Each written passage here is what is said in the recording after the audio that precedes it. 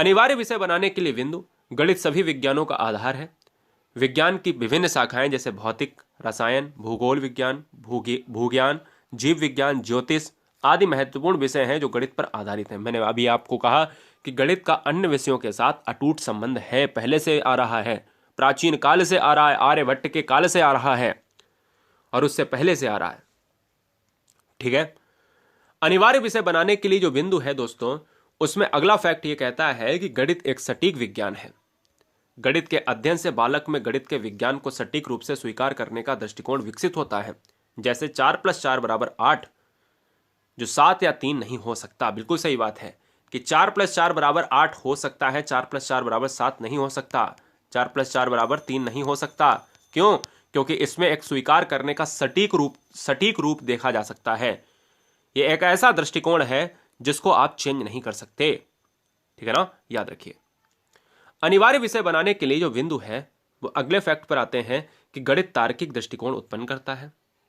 गणित तार्किक दृष्टिकोण, इसको तुरंत नोट किया जाए।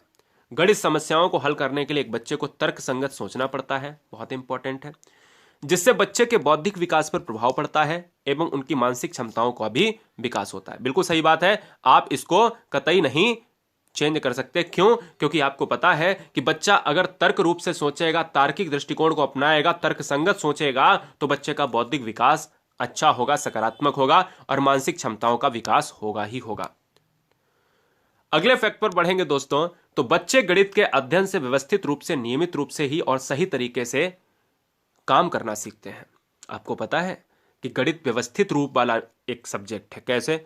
कि कोई भी चीज है वो गणित संक्रियाओं में बहुत ही अच्छे ढंग से और व्यवस्थित क्रम में चलती हैं, क्योंकि क्रम का ही एक विज्ञान गणित है। डिजिट का विज्ञान एक गणित है, तर्क संगत एक गणित है। बौद्धिक क्षमता का विकास तभी होता है जब बच्चा तर्क करता है। ठीक है ना? तो हम ये कह सकते हैं कि व्यवस्थित रूप से, नियमित रूप से और सही तरीके से काम करना सीखता है। तो वो किससे सीखता है? गणित के अध्ययन से, गणित की स्टडी से ही सीखता है। गणित का ज्ञान चरित्र निर्माण एवं नैतिकता के विकास में सहायक होता है। गणित की भाषा सार्वभौमिक है, यूनिवर्सल है। बहुत इंपॉर्टेंट फैक्ट है, फैक्ट नंबर ये सार्वभौमिक वाला।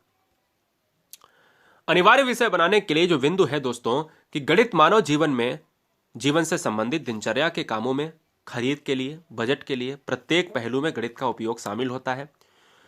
डेली दिनचर्या, जो रोजमर्रा की चीजें हैं, खरीदने जाते हो तो उन पर भी गणित लागू होती है। कोई कार्य कर रहे हो तो उन पर भी लागू होती है। व्यापार कर रहे हो तो उन पर भी लागू होती है। ठीक है ना? तो गणित दिनचर्या के कामों में लागू होती है। बच्चों में गणित अनुशासन संबंधी गुण या विशेषता का विकास करता है।